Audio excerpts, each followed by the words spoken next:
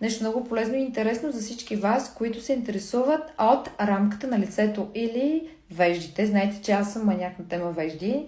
Много ги обичам, много си ги гледам. Истината е, че години наред се чудих къде да си ги попълня, да си ги понаправя, защото тук таме имам липсващи косъмчета.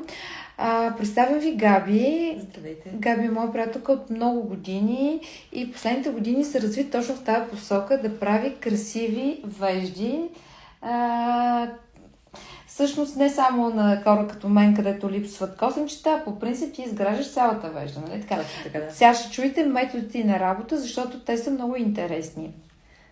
Опциите са две. Единият вариант е микроблейдинг, попълване косъм по косъм. Веждите изглеждат с реални косъмчета. Другия вариант е микропигментация или тъй наречения шейдинг.